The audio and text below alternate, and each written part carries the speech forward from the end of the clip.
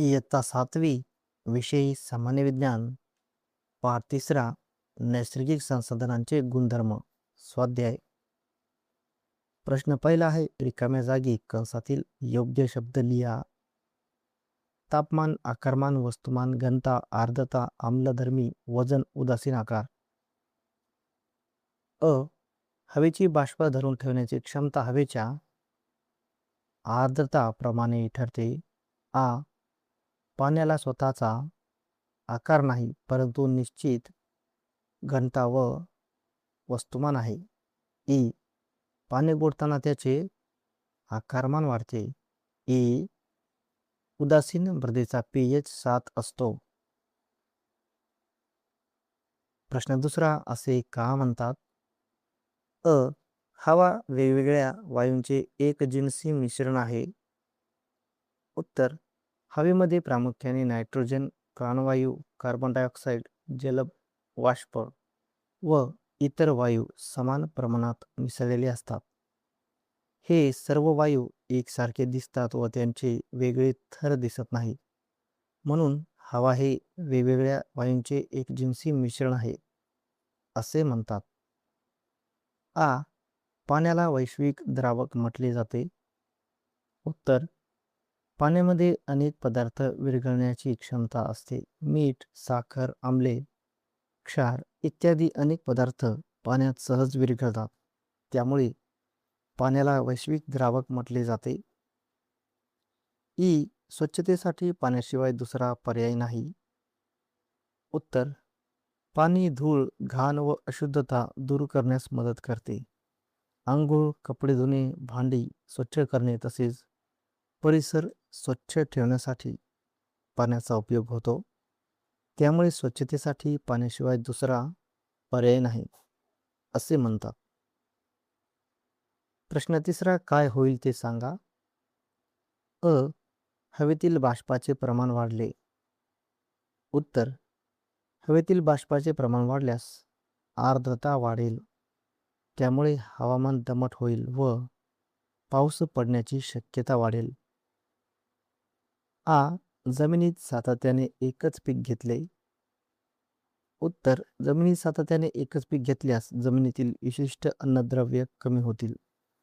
त्यामुळे जमिनीची सुपीकता घटेल व पिकांचे उत्पादन कमी होईल.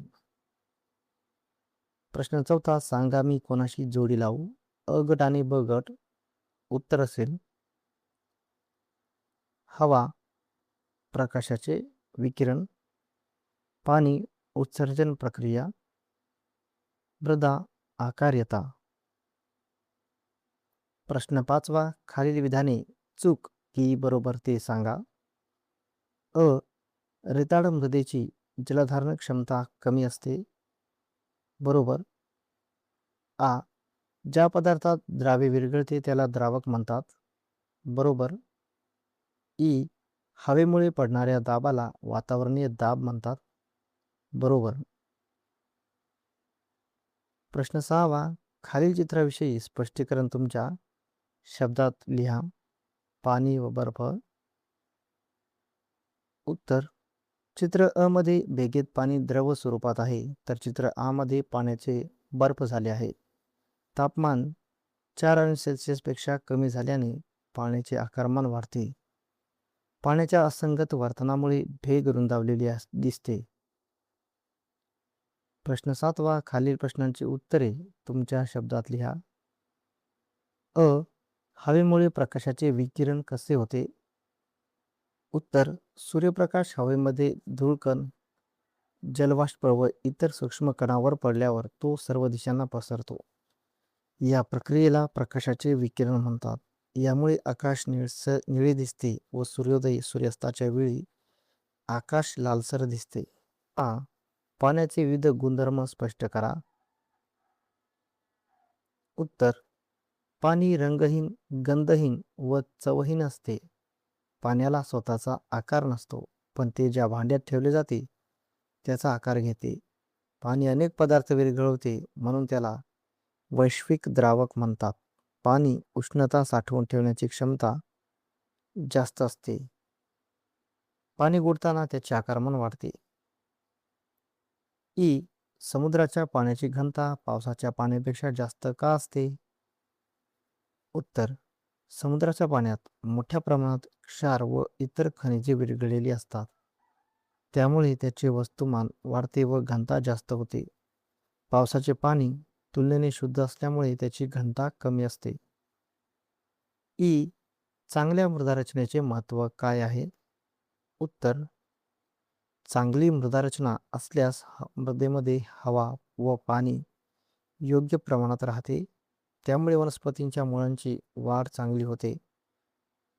मृदा सुपीक राहते व पिकांचे उत्पादन वाढते. तसेच मृदेची धूप कमी होते. मृदेचे विविध उपयोग कोणते? उत्तर, मृदेचा उपयोग शेतीसाठी मोठ्या प्रमाणात केला जातो. घरे, रस्ते व धरणे बांधण्यासाठीही मृदा उपयोगी पडते. विटा, मडकी, कौले व विविध मातीची भांडी तयार करण्यासाठी मृदेचा उपयोग होतो. अनेक जीवांचे निवासस्थानही मृदा असते. मृदा परीक्षणाची शेतकऱ्यांच्या दृष्टीने गरज व महत्त्व काय आहे? उत्तर, मृदा परीक्षणामुळे जमिनीतील अन्नद्रव्यांचे प्रमाण व मृदेचा pH समजतो. त्यामुळे कोणते पीक घ्यावे व किती खत द्यावे हे शेतकऱ्यांना ठरवता येते. योग्य खतांचा वापर केल्याने उत्पादन वाढते व खर्च कमी होतो. मृदेची सुपीकताही टिकून राहते.